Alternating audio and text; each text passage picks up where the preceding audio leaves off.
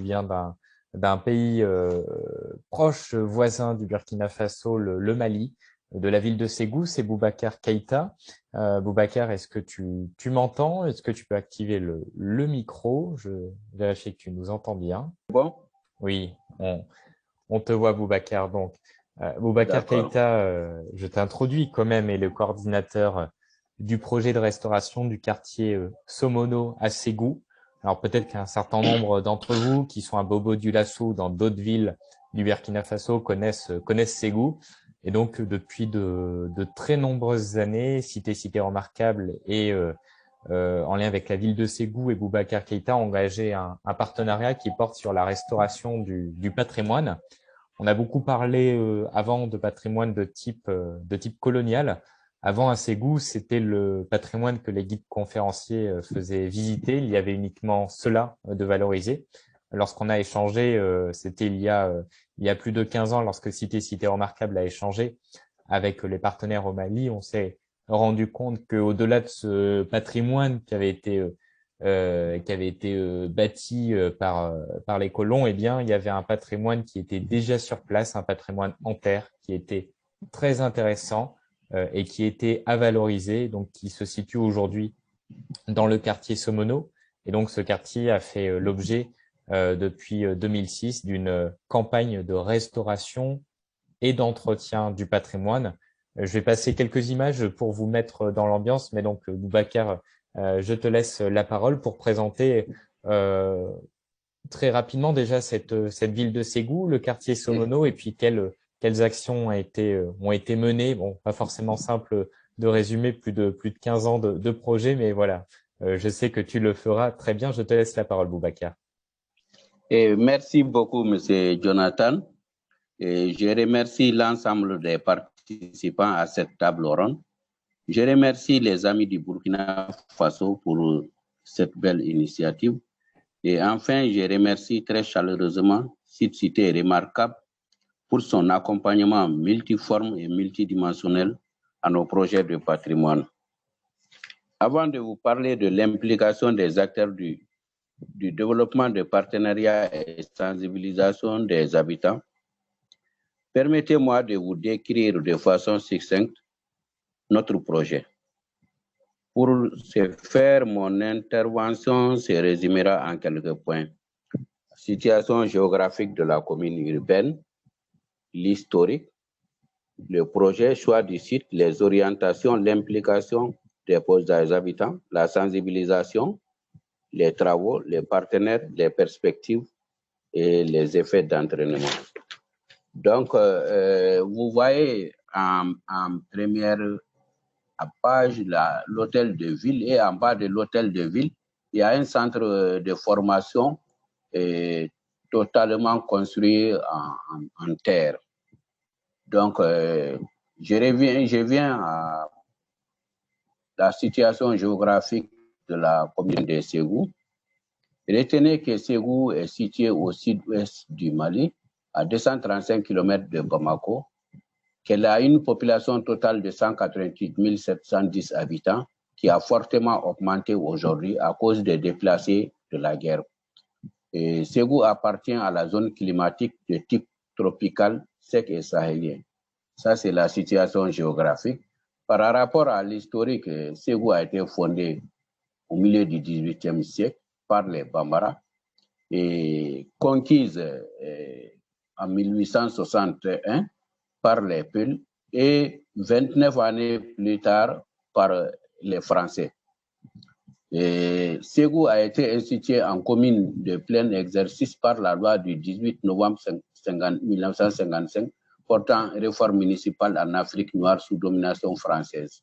Vous voyez l'arrêté qu'il a érigé en commune de plein. Aujourd'hui, la commune urbaine de Ségou a un conseil communal de 41 membres, dont 11 femmes, et un bureau communal de 6 membres, le maire et ses adjoints. Et concernant le choix de Ségou pour abriter ces projets, vous savez que ce projet a été initié par l'Association des municipalités du Mali et la commune urbaine de Ségou. Et le choix de Ségou, parce que Ségou, ce sont des constructions en banco rouge, soutenu par des pieds d'éléphant très magnifiques. Et ça, c'est la marque de Ségou. Et toutes les constructions que vous voyez au Mali avec des pieds d'éléphant, c'est venu de Ségou. Et pourquoi le quartier Somono? Le quartier Somono, parce que parmi les 18 quartiers de Ségou, le quartier Somono est le plus homogène en matière de construction en banco. Au-delà de cela, c'est aussi le plus vieux quartier de Ségou. Donc, tout cela fait que l'ensemble des chefs de quartier de Ségou en réunion ont choisi le quartier Somono pour abriter le projet. Donc, le projet, vous voyez, ses orientations qui sont entre autres sensibiliser les habitants et les acteurs locaux et nationaux à la qualité des ensembles urbains, développer la connaissance du Mali, proposer des actions, renforcer la gouvernance sur l'urbanisation patrimoniale. Ça, c'est les quelques orientations. Donc, concernant la concertation avec les habitants et les élus, il y a eu une multitude de concertations avec les habitants et les élus à travers des rencontres, des réunions périodiques et des activités sur le terrain. Et il y a eu la participation de l'association des femmes du quartier Somono, parce qu'il y a plusieurs associations, mais les femmes ont créé la coordination des associations pour être plus représentatives. Bon. Il y a aussi le suivi de la restauration des concessions, la construction des puisards et latrines améliorées en partenariat avec les notables. Donc, toutes ces actions qui ont été menées ont été précédées de concertation. Bon. L'information et la sensibilisation, dire aux populations pourquoi restaurer, entretenir ces bâtis, parce que ce sont des magnifiques maisons et édifices très, très uniques à cause de leur couleur en banco rouge, mais malheureusement qui sont très fragiles aujourd'hui à cause des intempéries et d'autres facteurs liés aux non-reconnaissance de leur valeur. Donc, il faut restaurer ces patrimoines pour éviter sa dévalorisation et qui était presque en cours. Mais je crois qu'avec les restaurations, bon, le regard a changé. Donc, nous menons des activités d'information et de sensibilisation au quotidien. Donc, nous sommes en concertation de façon permanente avec les familles. On passe de temps en temps, surtout aux approches de l'hivernage, pour qu'on élague les branches d'arbres qui surplombent les toits. Donc, pour qu'on aère, pour qu'ils puissent aérer les alentours des murs contre l'humidité, entre autres. Donc, le suivi de l'animation du sentier, ce suivi est fait par un comité de pilotage qui a été mis en place et qui est composé des élus, des techniciens, des habitants du quartier et de la chefferie traditionnelle, entre autres. Et le projet, lors de la première restauration, je vous le rappelle, liée en 2006-2007. Donc, la première restauration, on a fait le constat que le maçon avait perdu l'expertise qu'ils avaient pour ce travail. Et grâce à l'appui de Cratère de France, qui a envoyé un spécialiste, et on a pu former les maçons. Non seulement on a formé les maçons, on a formé les guides touristiques, des menuiseries, parce qu'on avait des problèmes par rapport à la pose des fenêtres et des portes. Donc, la formation a concerné les maçons, les menuisiers et même les guides touristiques pour qu'ils ont le même, surtout les guides touristiques, pour qu'ils aient le même niveau d'information parce que certains guides racontent n'importe quoi aux touristes. Donc, pour les principes de construction et les matériaux utilisés, nous avons eu dans ce sens l'assistance financière et technique et partenaire de cette cité est remarquable.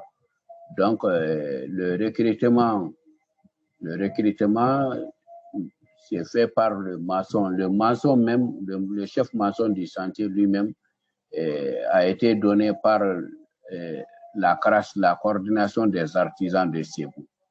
Donc, les travaux sur le terrain sont suivis de plusieurs manières. Il y a un comité de pilotage du projet. En plus du comité de pilotage, il y a un comité d'entretien qui est mis en place par le quartier lui-même pour appuyer le comité de pilotage dans les activités d'information et de sensibilisation et surtout aider les maçons à mobiliser les jeunes du quartier pour des activités de restauration, des activités pratiques de restauration. Comme je l'ai dit, cette cité financièrement, même aussi la formation non seulement des élus, mais aussi des techniciens. Et plus d'une quinzaine de bourses ont été octroyées aux acteurs locaux de Ségou pour aller pour des formations en France, surtout à Bayonne et à Angoulême. Donc, en son temps, on avait mis en place aussi un magasin du patrimoine dans le quartier pour rapprocher les matériaux aux habitants à des prix abordables. Mais malheureusement, aujourd'hui, ce magasin ne fonctionne pas. Donc les matériaux qui sont utilisés dans la construction sont des matériaux biodégradables. Il y a le bois, il y a le banco, l'écorce de riz, le verre de karité, les sécos. Donc, il n'y a pas de matériaux non dégradables. C'est important, il faut dire ici aussi que les bois qui sont utilisés, nous avons des planteurs d'arbres aéroponiques qui vendent leurs plants, les planteurs d'arbres, les producteurs qui vendent leur bois pour la construction des bâtiments. Et ça permet aussi d'avoir des revenus et de planter de nouveaux plants. Bon, concernant les travaux, les restaurations se font par îlots et les îlots sont choisis de commun accord par les chefs de quartier, le comité de pilotage et le comité d'entretien. Et les femmes sont présentes au niveau, sur toutes les chaînes au niveau de la ligne. Bon, avec elles, nous avons construit des foyers améliorés en banco et ensuite des latrines et des puisards. Donc, vous voyez ici, au niveau des travaux, vous voyez les travaux en cours. Actuellement, je vous ai montré ici des images très récentes des travaux qui sont en cours. Vous voyez le mur et puis le toit. Donc, le chantier, Jonathan l'a dit, le projet a démarré en 2006 et de 2006 à nos jours, les travaux nous ont permis de restaurer plus de 100 concessions qui habitent plus de 2000 personnes, c'est la famille africaine. Donc, il y a des guides touristiques qui ont été formés. Il y a des emplois, c'est très important pour un pays comme le Mali et surtout la ville de Ségou, et la création d'emplois plus de 1000 emplois à temps partiel, 3 à 4 mois dans l'année. Et certains jeunes, même s'ils quittent Ségou quand les travaux de restauration commencent, ils reviennent pour y participer et pour avoir un peu de ressources. Donc, le projet a déjà créé en temps partiel plus de 1000 emplois. C'est très important. Des panneaux d'identification ont été mis en place, des cartes postales et un magasin de patrimoine, je l'ai dit. Et des associations sont nées aussi pour la défense du patrimoine et du banco. Ces associations ont leur récépissé. Et avec l'appui de sites cités remarquables, nous avons en 2008 organisé une journée d'échange à Ségou qui a regroupé plus de 150 participants qui sont venus de toutes les régions du Mali, de Caille à Kidal. C'était un très grand événement. Donc, le quartier Somono, qui était presque à l'abandon avant le début de ces travaux du projet, est le quartier le plus attractif aujourd'hui. Et toutes les délégations nationales qui arrivent à Ségou sont conduites par les autorités de Ségou pour qu'ils puissent voir le quartier. Et en plus de cela, il y a un film, Les Hurrahs de Bambara, et une partie des séquences de ces films ont été tournées au niveau du quartier Soumono. Donc, un quartier fermé des pêcheurs, un quartier, vous savez, les quartiers anciens, très fermé, mais aujourd'hui, grâce aux restaurations, ce quartier s'est ouvert au monde entier. Les touristes ils viennent surtout lors des festivals, entre autres. Et il y a aussi la fête du Banco qui est organisée chaque année au niveau du quartier et qui a contribué largement à cette ouverture. Donc, et grâce au projet aussi, puisqu'il y a eu l'ouverture vers l'extérieur, les femmes du quartier regroupées en coordination, je l'avais dit, ont pu bénéficier des financements de certains amis français, ces financements qui leur ont permis d'acheter un moulin parce que les femmes allaient dans d'autres quartiers pour la transformation de leur grain, mais avec le moulin, tout se transforme sur place. C'est très important. Et cela me conduit au partenariat. Et le partenariat, il y a les acteurs du projet, à savoir les structures décentralisées et déconcentrées. Il y a la société civile, il y a la société civile, les chefs des quartiers, les notables associations du quartier, entre autres. Il y a les acteurs nationaux, je l'avais déjà dit, l'association des municipalités du Mali. Il y a les ministères qui sont nos partenaires, même si malheureusement, jusqu'à présent, ils n'ont pas contribué au financement du projet, même s'ils passent leur temps à reconnaître l'intérêt du projet et le diffusent parce que à chaque fois qu'ils viennent en visite à Ségou, ils passent voir le quartier Soumouni. Donc, les acteurs internationaux, nous ne cesserons pas de le dire.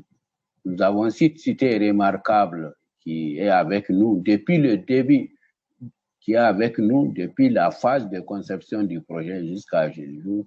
Et si aujourd'hui, nous continuons à faire des restaurations et des entretiens, c'est grâce au financement des sites cités remarquables. Donc, la suite et les perspectives. Je te laisse, Boubacar, conclure sur les suites et perspectives en 2 minutes. Je te laisse conclure sur les suites et les perspectives en 2 minutes, si c'est bon. D'accord. Merci, Jonathan. Les perspectives, il y a aujourd'hui les perspectives. D'abord, avant de parler des perspectives, on a les résultats positifs.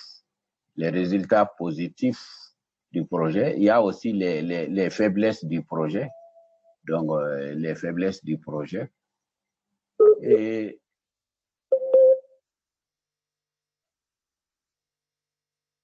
après les faiblesses, du projet, nous avons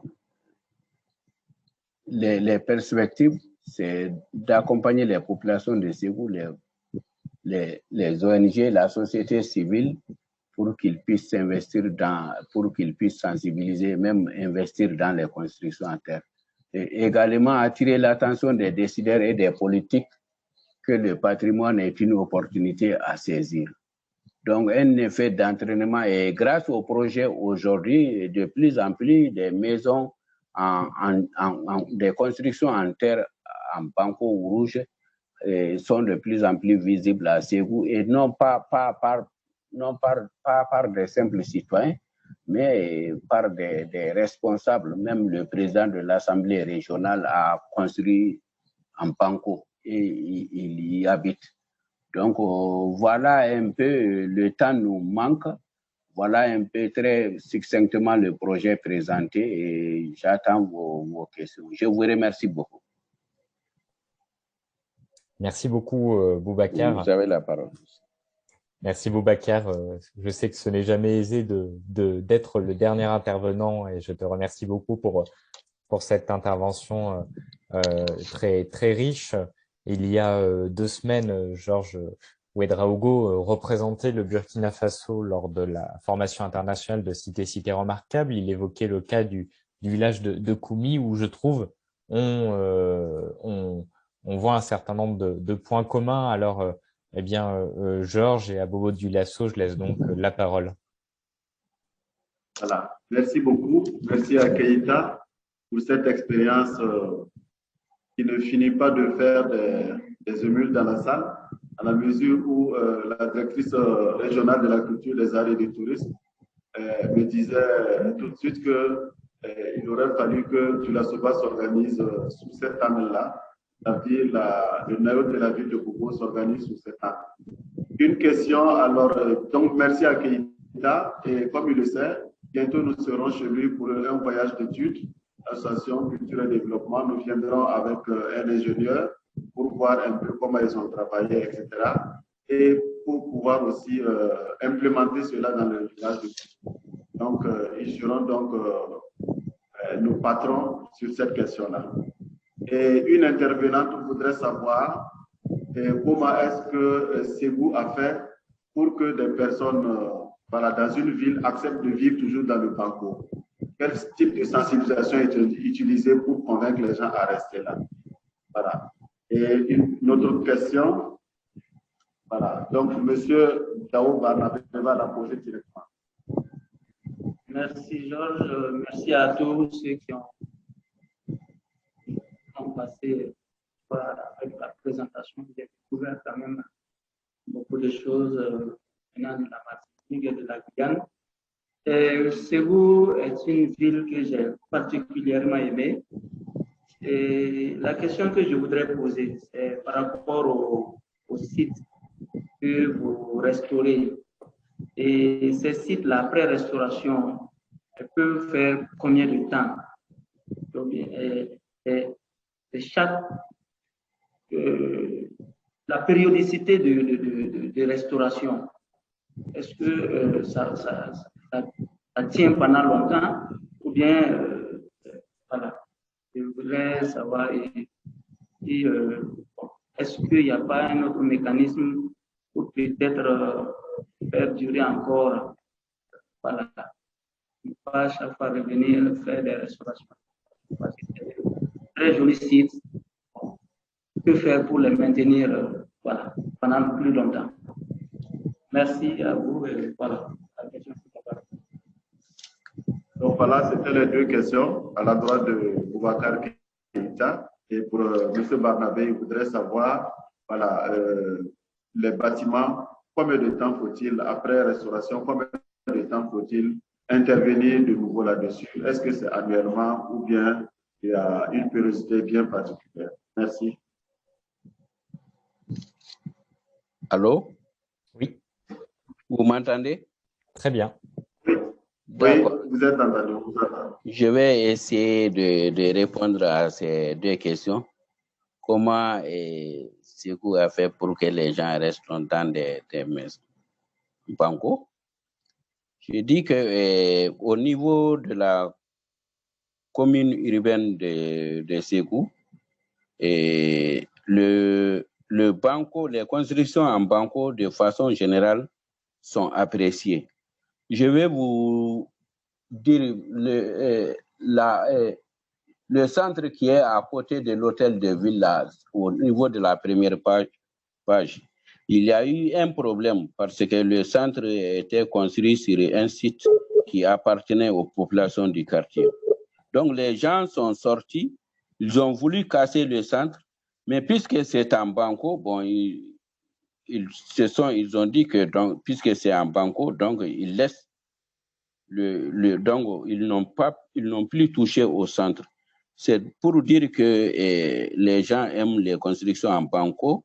Et même au niveau de la ville de Ségou, surtout du quartier Somono, il y a des familles dont les enfants sont à l'extérieur ou bien des enfants sont fonctionnaires ou autres, à un moment donné, qui ont voulu reconstruire en parpaing, mais les anciens ont refusé, les chefs de famille ont refusé. Donc ça, c'est les quelques exemples. Donc, puisque ces anciens connaissent la valeur, surtout les vertus thermiques des constructions en banco. Et ils disent que les gens qui habitent dans des maisons en banco vivent plus longtemps que les gens qui sont dans les maisons construites en parpaing. Donc, tout cela fait que les constructions en banco sont appréciées des Ségoviens. Seulement, cela me conduit à la deuxième question, l'entretien. C'est l'entretien qui souvent pose des problèmes.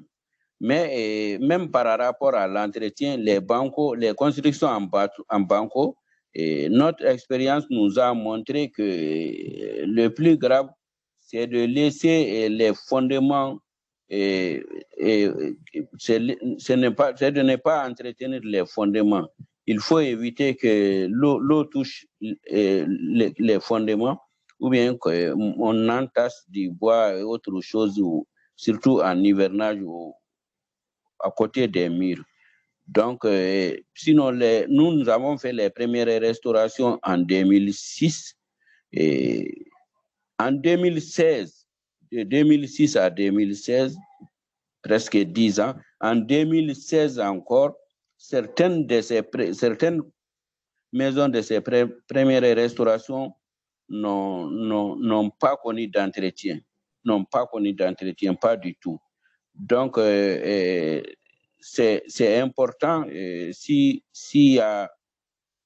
y a un petit entretien, c'est-à-dire qu'on élague les branches des arbres pour que l'eau ne tombe pas sur le toit, et au niveau des sous-bassements, tout ce qui peut dégrader les animaux et autres, qu'on éloigne les animaux des sous-bassements. Et je pense qu'il n'y a pas beaucoup de problèmes parce que nous, nos constructions là, et je vais le dire aussi, il y a un mélange d'huile de karité au banco rouge. Donc, ça protège le mur aussi contre les intempéries. Donc, l'eau qui tombe souvent, de façon générale, l'eau glisse. Et donc, ça permet au mur, au bâtiment de rester. Le bâtiment peut rester pendant 3, 4, 5 ans sans restauration. Les gens, il suffit seulement qu'ils soient vigilants. Et une toute petite dégradation, on prend une poignée de banco et puis on répare la petite dégradation et puis ça peut rester. À mon avis, les constructions peuvent faire un minimum de 5 ans sans avoir besoin d'autres restaurations. Seulement en hivernage, au début d'hivernage, il faut éviter que les herbes ne poussent sur les toits et que les pluies et que l'eau ne chute sur les toits à travers les branches d'arbres. Donc, quand on reste vigilant par rapport à ces points, on peut faire 6 ans sans faire de restauration. Voilà. Alors, j'aimerais compléter j'aimerais compléter les propos de Boubacar. La question de l'entretien, lorsqu'on parle d'un patrimoine en terre, en banco, comme à Ségou, mais dans d'autres lieux, c'est véritablement essentiel et c'est encore un enjeu, c'est-à-dire qu'on peut avoir l'impression, et souvent c'est prétexte pour le détruire, hein, l'impression que c'est quelque chose de plus fragile et qu'il vaut mieux construire entre guillemets en dur avec du béton, etc. Sauf qu'on voit que si le banco, s'il est entretenu de manière régulière, et finalement comme ça a été fait depuis des centaines d'années en Afrique, mais aussi en France, hein, c'était le cas, le bâti en terre était très, très utilisé. S'il y a un entretien régulier, il tient. Lorsqu'on est arrivé à Ségou, on a vu des concessions donc, qui étaient là depuis 150 ans. Donc, je pense que la question qui est posée sur le problème de restauration et d'entretien la question de la restauration n'a finalement pas à être posée. S'il y a un entretien, s'il y a une sensibilisation des habitants, ça peut bien entendu durer dans le temps. Donc, comme je disais, on avait élaboré un guide de recommandations, des choses qui allaient dans le bon sens. Et l'idée, c'était justement que les habitants puissent entretenir directement, fassent de l'auto-restauration. Et c'était justement l'enjeu de la mise en place du magasin du patrimoine. C'était faire en sorte que, par exemple, si on a besoin d'une petite poignée de banco pour réparer un bout de mur, qu'on puisse aller au magasin du patrimoine. Et un deuxième élément de réponse par rapport au risque climatique, quelqu'un posait la question des inondations qui vont effectivement être de plus en plus fréquentes. Justement, c'est si on parle de risques liés au changement climatique, on parle des inondations, mais on parle aussi des pics de chaleur. Alors, malheureusement, j'ai pas encore eu la chance d'aller à Ségou. Et je pense qu'on est bien mieux dans une concession en terre plutôt que sous un bâti en béton et en tôle quand il fait 45 dehors. Et c'est quelque chose qui va aller malheureusement en s'aggravant. Donc, utiliser des matériaux locaux qui sont sur place et avoir des qualités thermiques qui ont été démontrées, je pense que ça va dans le bon sens. Tu me contredis, Boubacar, si je me trompe. Voilà.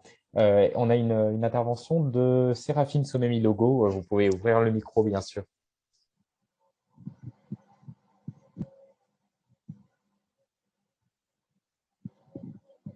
Oui, Madame Somemi-Logo, vous avez levé la main. Vous pouvez ouvrir le micro pour intervenir si vous le souhaitez.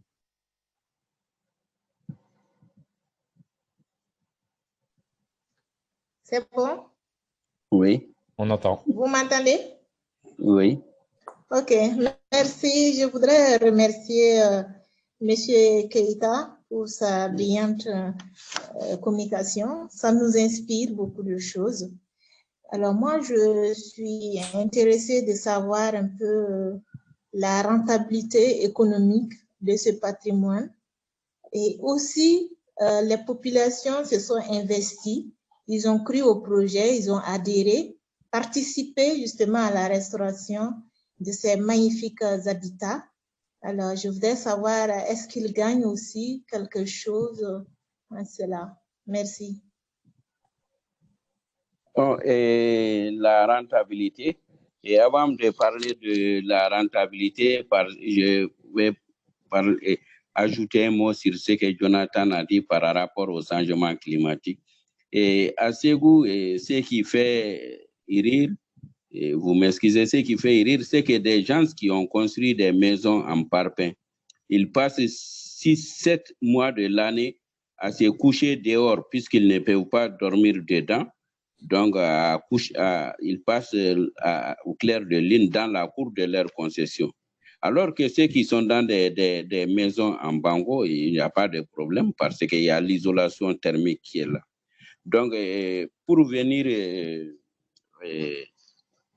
à la question de madame, les populations avant le début des restaurations, beaucoup d'habitants du quartier Somono avaient quitté le quartier pour aller prendre des locations ailleurs. Aujourd'hui, mais avec la restauration, le quartier s'est fortement remembré. Ça, c'est un avantage. Donc, l'autre avantage aussi, comme je l'ai dit, nous avons des propriétaires de champs de rogniers Et grâce au projet, ils sont sûrs maintenant d'évacuer, de vendre leurs produits sans problème. Et même au niveau du quartier, le fait que, je l'ai dit, il y a des emplois qui sont créés chaque année. Des jeunes, imaginez des jeunes diplômés qui restent toute l'année les bras croisés. Et quand ils ont 3 à 4 mois d'activité, imaginez ce que ça peut faire pour eux. Comme je l'ai dit, quand les activités commencent, il y a des jeunes, même s'ils sont ailleurs, ils viennent vite à Sékou pour y participer. Donc ça, c'est des avantages. Et puis, le quartier, l'embellissement du quartier a donné de la valeur au quartier. C'est un quartier désormais envié. Et les habitants sont fiers. Et aujourd'hui, c'est un des quartiers où les jeunes, presque tous les dimanches, sortent pour le curage des caniveaux. Et le quartier est très propre, les gens sont très fiers.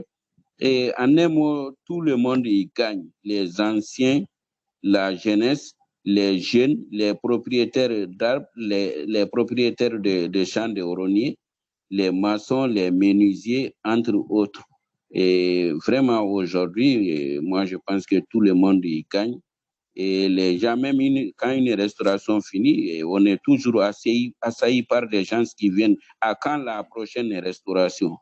Donc, je l'ai dit aussi, il y a de plus en plus des autorités, des personnes très connues qui construisent leurs maisons en parpaing. Donc, le quartier qui était considéré comme un quartier des pauvres et un quartier en banco et construit en banco et qui n'était pas valorisé aujourd'hui passe en premier plan à Sékou. Voilà, c'est ça que je peux dire. Merci.